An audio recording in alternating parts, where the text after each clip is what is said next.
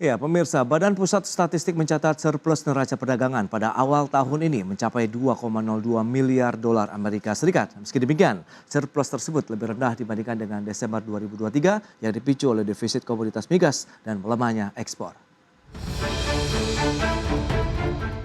Badan Pusat Statistik mencatat kinerja neraca perdagangan barang Indonesia pada bulan Januari 2024 kembali mencetak surplus sebesar 2,02 miliar dolar Amerika Serikat. Pelaksana tugas Kepala BPS Amalia Adininggar Widyasanti menjelaskan, dengan capaian surplus tersebut, neraca perdagangan Indonesia telah surplus selama 45 bulan berturut-turut sejak Mei 2020.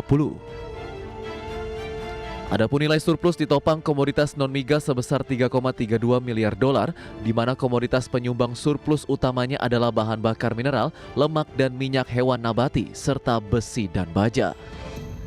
Namun di sisi lain, neraca perdagangan migas mengalami defisit 1,03 miliar dolar dengan komoditas penyumbang defisit adalah hasil minyak dan minyak mentah. Kemudian sebagai penopang surplus, ekspor Januari 2024 mencapai 20,52 miliar dolar Amerika Serikat atau turun 8,34% secara bulanan. Januari 2024, neraca perdagangan barang mencatat surplus sebesar 2,02 miliar US dollar yang secara nilai turun sebesar 1,27 miliar US dollar dibandingkan dengan bulan sebelumnya. Dengan demikian, neraca perdagangan Indonesia telah mencatatkan surplus selama 45 bulan berturut-turut sejak Mei 2020. Amalia menambahkan nilai surplus neraca perdagangan pada Januari juga tercatat turun 1,27 miliar dolar dibandingkan Desember 2023. Sedangkan pada akhir tahun 2023 lalu, nilai surplus mencapai 3,31 miliar dolar Amerika.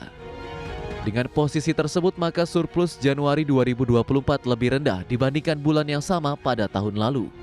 Dari Jakarta, Raharjo Patmo, IDX Channel. Berikut ini kami sampaikan sejumlah data untuk Anda terkait dengan surplus neraca perdagangan Indonesia di bulan Januari 2024. Data selengkapnya bisa Anda saksikan di layar televisi Anda. Itu dia untuk nilai surplus kita sekitar 2,01 miliar dolar Amerika. Nilai impornya sekitar 18,51 miliar rupiah mengalami kenaikan 0,36% secara tahunan, sementara nilai ekspornya 20,52 miliar dolar Amerika atau ada penurunan sekitar 8,06% secara tahunan. Berarti dibandingkan dengan Januari 2023.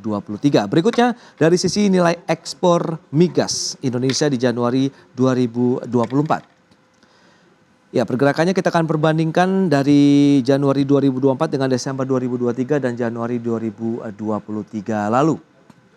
Ya, maksud kita lihat pergerakan dari nilai ekspor migas kita memang di Januari 2024 ini ada penurunan ya, baik dibandingkan dengan Desember maupun dengan Januari tahun lalu, berarti secara bulanan dan juga tahunan. Minus 5,49% secara month on month, kemudian minus 6,07% secara year on year untuk nilai ekspor migas Indonesia. Berikutnya kita akan lihat dari ekspor non migas Indonesia. Ya, tidak jauh berbeda untuk non-migas kita, bahkan lebih dalam lagi untuk nilai ekspornya. Penurunannya Januari 2024 tercatat 19,12 miliar dolar Amerika, minus 8,54% dibandingkan dengan Desember 2023, kemudian minus 8,2% dibandingkan dengan Januari 2023 lalu. Jadi nilai ekspor migas maupun non-migas ini rata-rata memang mengalami penurunan ya di Januari 2024. Berikutnya bagaimana dengan nilai impor migas kita? Dari sisi importasi migas tercatat dari Januari 2024 juga mengalami penurunan, bahkan secara bulanan ini cukup dalam 19,99% penurunannya untuk impor migas Indonesia. Sementara dibandingkan dengan Januari 2023 minusnya 7,15%. Baik, dan selanjutnya kita akan cermati dari nilai impor non-migas Indonesia. Ya, seperti yang bisa Anda saksikan di layar televisi Anda, nilai impor non-migas kita mengalami kenaikan. Kalau kita lihat di Januari 15,81 miliar dolar Amerika, Sementara di bulan Desember 2023 15,73 miliar dolar Amerika, dan nampaknya ada kesalahan pemirsa terkait dengan data. Berarti kalau kita cermati memang sedikit ada kenaikan ya, benar ini pemirsa, 0,48%, kemudian 1,76% dibandingkan dengan Januari 2023. Baik, itu dia beberapa data terkait dengan nilai impor migas, non-migas, dan juga nilai ekspor migas dan non-migas Indonesia di bulan Januari 2024. Dan untuk membahas tema kita hari ini terkait dengan surplus neraca perdagangan yang masih berlanjut di tahun 2024, kita sudah tersambung melalui Zoom bersama dengan Bapak Eko Listianto, Wakil Direktur Indef. Ya, halo, selamat pagi Pak Eko. Selamat pagi Mas Pras. Ya, salam sehat Pak. Alhamdulillah sehat ya. Baik, tadi data-data sudah cukup banyak begitu ya kita sampaikan ya, dari surplus neraca perdagangan kita, kemudian nilai importasi maupun eksportasi migas dan non-migas Indonesia. Nah, bagaimana nih Anda melihat kondisi saat ini, surplus yang sebenarnya memang masih mencetak surplus selama 45 bulan berturut-turut, tapi trennya kok cenderung turun ini Pak Eko. Silakan nih, tolong dianalisis seperti apa sih, sinyal-sinyal apa yang bisa Anda lihat begitu dengan kondisi ini. Silakan.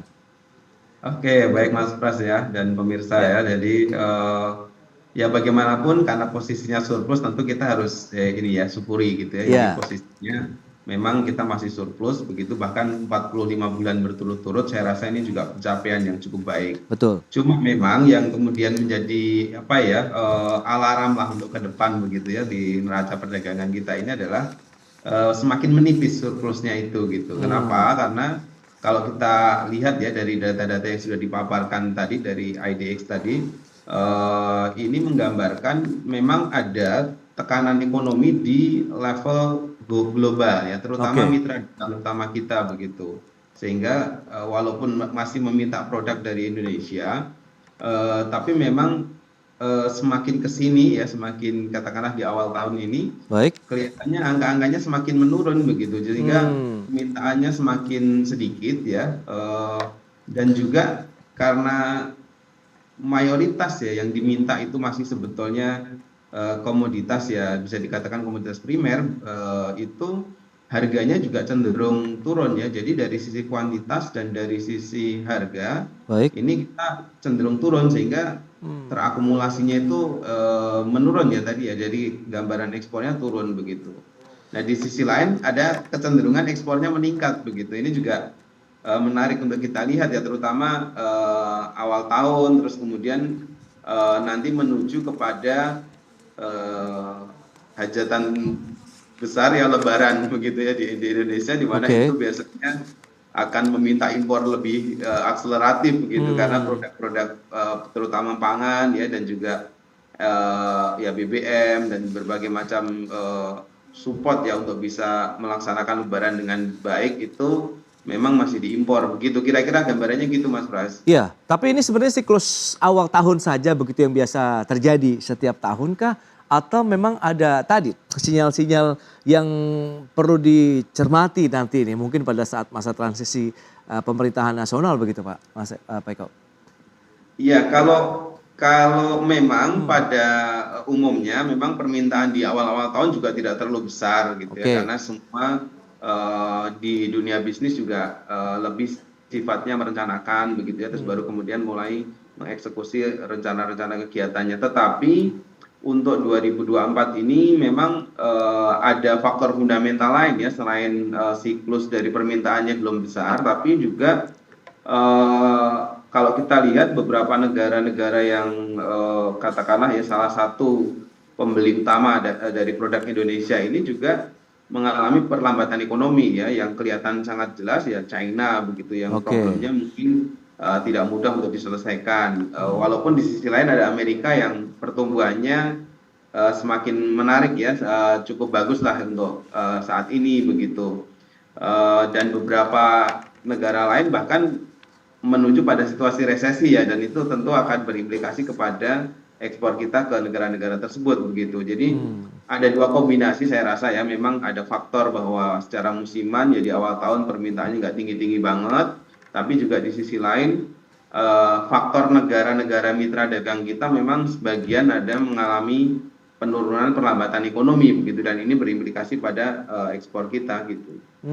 Dan kita tahu surplus neraca perdagangan di bulan Januari lalu itu ditopang komoditas non migas ini, Pak Eko, 3,32 miliar dolar Amerika dengan komoditas penyumbang utamanya ada bahan bakar mineral, kemudian lemak, minyak hewani atau nabati, besi dan baja. Nah, apakah memang non migas memang selalu menjadi andalan ekspor Indonesia nih, Pak Eko? Iya, dominasi non migas ini memang besar ya di Oke. dalam komposisi ekspor kita Ya. begitu. Jadi memang ya dalam situasi apalagi harga minyak ya turun gitu ya, katakanlah atau stabil gitu, tidak terlalu banyak lonjakan, yaitu tentu porsi dari non migasnya menjadi dominan, dan memang secara tren ya dari tahun ke tahun memang kita lebih banyak ekspornya di non migas ya, secara umum begitu gitu, walaupun memang Ya. ya kita ekspor migas juga ya, ada beberapa yang kadang bisa naik ya ketika harganya sangat kenaikannya akseleratif, tapi biasanya sih tidak melampaui dari kontribusi dari non migas begitu, Mas Pras. Oke, kalau Anda katakan memang tadi faktor global yang cukup dominan yang menekan kinerja ekspor Indonesia. Tercatat kan di Januari kemarin nilainya mencapai 20,52 miliar dolar Amerika. Turunnya cukup kencang juga sih, 8,06% secara bulanan dibandingkan dengan Desember. Nah, seberapa jauh dan seberapa lama kondisi global ini akan terus menekan kinerja ekspor Indonesia begitu, Pak? Oke. Ya, kalau kita berpatokan pada proyeksi lembaga-lembaga internasional ya terkait ekonomi 2024, memang ini tidak akan sebentar ya, karena proyeksinya itu masih menandakan 2024 itu lebih pada posisi turun begitu. Tapi kalau saya juga ada sisi optimisnya begitu, bahwa kita harapkan nanti rencana ya banyak yang memproyeksi semester kedua 2024 ini akan terjadi penurunan Fed Fund Rate ya. Jadi The Fed akan mulai melonggarkan kebijakan moneternya ya. Di titik itu biasanya sektor real lebih bergerak begitu, apalagi di negara-negara maju ya yang biasanya ekonominya sangat sensitif dengan suku bunga begitu. Ketika suku bunga relaksasi biasanya permintaannya meningkat. Nah, mungkin semester 2 ini sebetulnya menjadi peluang bagi eksportir kita ya untuk meningkatkan kinerja mereka begitu, karena ada permintaan ya, kemungkinan kalau direlaksasi kan biasanya ekonomi jauh lebih menggeliat begitu ya, dan harapannya itu juga meminta produk-produk dari Indonesia begitu. Baik, di sisi lain nilai impor Indonesia di Januari lalu juga turun nih, 3,13%. Apa yang perlu kita cermati? Apakah kita tahu juga importasi kan lebih kepada bahan baku penolong begitu? Apakah ada sesuatu juga dalam industri manufaktur kita? Begitu kita akan bahas nanti di segmen berikutnya. Pak Eko, kita akan jeda sebentar, dan pemirsa tetaplah bersama kami.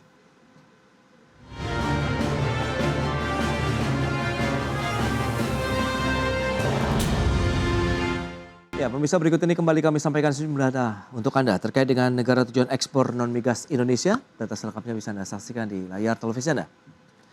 Baik, negara tujuan ekspor non migas Indonesia di Januari 2024 ini tercatat China, Amerika Serikat dan India, di mana sumbangsinya sekitar 43,64%. Berikutnya ada ASEAN, ada 3,26%. Maksud kami 3,26 miliar dolar Amerika. Kemudian Uni Eropa ada 27 negara, 1,48 miliar dolar Amerika. Itu dia negara tujuan ekspor non migas Indonesia. Dan selanjutnya negara importir non migas Indonesia. Masih mengandalkan dari China, 5,95 miliar dolar Amerika. Ini 37,64%. Kemudian Jepang, Thailand, ASEAN dan Uni Eropa. Itu dia beberapa data yang bisa kita cermati bersama. Baik, kita lanjutkan kembali perbincangan bersama dengan Bapak Eko Listianto, Wakil Direktur Indef. Baik, Pak Eko, kita akan lanjutkan kembali. Nah, bicara mengenai importasi, kalau tadi sudah kita bahas kinerja ekspor yang masih terkendala dari kondisi global. Nah, importasinya juga turun ini 3,13%. Sebenarnya apa yang bisa kita cermati? Ada gangguan tidak sih dari sisi mungkin produksi dari sektor manufaktur kah atau sektor lainnya nih? Pak Eko, silakan. Ya, saya rasa sih memang ada kaitannya ya dengan dinamika di sektor, khususnya di industri ya. Kalau kita lihat impor migas kita turun, artinya itu berarti permintaan untuk energi begitu ya di dalam, terutama kan yang pakai energi sebagian besar industri ya, baik Oke. untuk produksinya maupun untuk mendistribusikan barang-barang produksinya.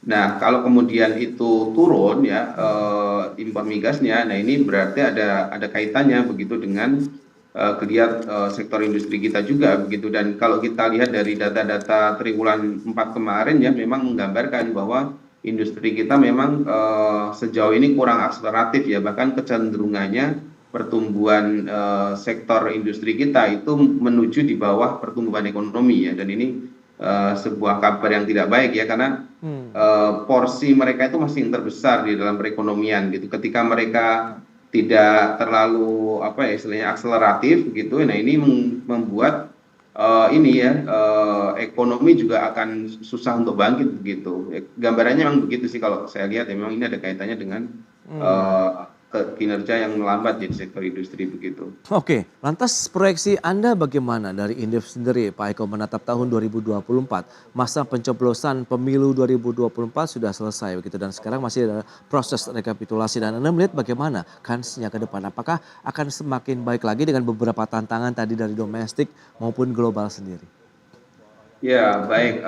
Pemerintahan baru biasanya walaupun ini misalkan nanti yang terpilih ya sesuai, nanti kita tunggu hasil real count-nya KPU seperti apa, tapi Oke. setidaknya ini kan Pak Prabowo Gibran ya yang unggul ya di dalam quick count itu gitu. Nah, Oke. kalau kemudian ini gambarannya adalah melanjutkan kebijakan pemerintahan Pak Jokowi, ya sebetulnya memang secara makro apa istilahnya ya akan kelihatannya akan sama begitu ya kinerja makronya begitu sejauh ini. Kecuali Oke. nanti walaupun melanjutkan tapi kan tetapnya ada beberapa aspek yang bisa diimprove ya, seperti misalkan kebijakan-kebijakan terkait bagaimana industri ini begitu, karena kan narasinya tidak cukup berhenti di hilirisasi nikel kan begitu ya, jadi harus Oke. juga memulai di sektor yang lain, bahkan mungkin juga sebetulnya bisa ditarik lebih ke dalam lagi, yaitu tidak cukup hilirisasi tapi memang industrialisasi ya, jadi yang digerakkan adalah sektor-sektor industri yang cukup banyak begitu, sehingga nanti punya peluang untuk mengungkit ekonomi seperti harapan ini ya calon presiden baru itu ya, yang Oke. 7% gitu kira-kira pertumbuhan ekonominya begitu. Tapi sejauh ini sih memang kalau kita lihat pergerakan dari ya indikator jangka pendek ya, nilai tukar ataupun juga IHSG sebetulnya hanya sesaat saja kemarin, tapi kemudian hari ini saya rasa kok nggak terlalu banyak ininya ya, mungkin pergerakan gitu, karena mungkin juga sudah quote and quote diketahui jauh-jauh hari ya, karena hasil-hasil survei kan juga sebelumnya mengunggulkan mereka begitu, dan ya Oke. kemarin dari Quick Count juga kelihatan begitu, jadi itu Ya, ya. yang dari sisi ekonomi tidak terlalu banyak apa ya istilahnya ya dinamika begitu. Improvement apa sih yang mungkin dibutuhkan oleh market begitu, khususnya di pasar di Indonesia, kemudian aktivitas ekonomi kita begitu, sehingga bisa menjadi daya dorong atau booster untuk mendorong juga pertumbuhan ekonomi Indonesia? Oke, kalau salah satu narasi yang gampang dicerna oleh masyarakat dan kaitannya dengan indikator perdagangan kita hari ini itu adalah makan siang itu ya, makan siang Hmm, menambah gizi begitu ya, ya oke. disampaikan itu. Nah, cuma ini kan Hmm, banyak hitung-hitungan soal bagaimana nanti produk untuk disediakan itu gitu ya, walaupun hmm, mungkin juga akan menggunakan produk-produk lokal gitu ya, tapi kan oke. tercukupannya masih terbatas dan itu kemungkinan akan meningkatkan impor. Tapi di sisi Oke. lain belum tentu mendorong ekspor, karena apa? Ya itu kan dikonsum di dalam negeri saja begitu. Sehingga Hmm, menurut saya nanti juga harus di apa ya dipikirkan bagaimana kemudian membalance supaya kalaupun kita akan meningkatkan impor karena ada kebijakan-kebijakan baru terkait dengan pangan itu atau makan siang gratis itu, oke. terus harus ada juga upaya untuk Hmm. mengimbanginya dari sisi ekspor yang bisa memastikan bahwa surplus ini tetap akan terjadi di era Pak Prabowo nanti jika sudah ditetapkan ya, kalau memang terpilih menjadi Oke. Nah, dari presiden. sisi pelaku pasarnya sendiri bagaimana menurut Anda? Apakah mereka sudah juga mulai percaya diri? Kan kemarin wait and see begitu. Apakah sekarang sudah mulai berani melangkah begitu untuk ekspansi atau melihat bagaimana untuk bisa menggerakkan lagi roda perekonomian dan industri?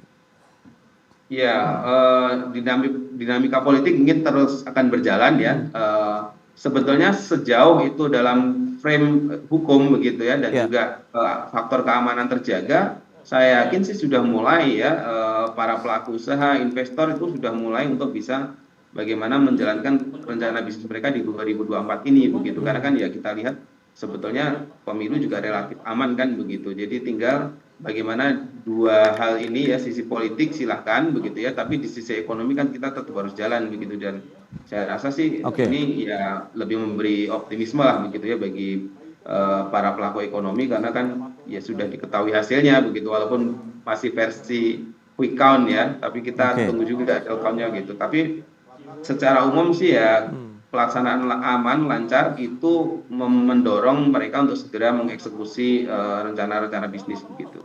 Baik, nah lantas bagaimana untuk upaya peluang-peluang mencari negara-negara tujuan ekspor lain? Kalau misalnya ini kaitannya dengan upaya juga kita menjaga surplus neraca perdagangan melalui kinerja ekspor kita begitu. Tadi kan kendalanya cukup besar. Apakah ada negara-negara lain yang bisa dituju, kemudian bisa menjadi market yang menjanjikan buat produk-produk Indonesia?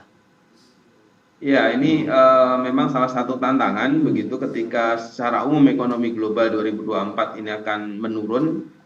Dan apalagi yang salah satu faktor penurunannya adalah ekonomi China yang kemungkinan 2024 akan turun, tentu kita harus mencari alternatif pasar baru begitu ya. Nah, menurut saya sih masih ada peluang itu Mas Pras ya, misalkan di Timur Tengah begitu yang ekonominya ya kita tahu lebih baik lah kira-kira begitu, dan juga ASEAN sendiri ya, sebenarnya ASEAN ini masih cukup menjanjikan, kita masih bisa meningkatkan produk-produk kita ke ASEAN dan mungkin beberapa negara di Asia begitu.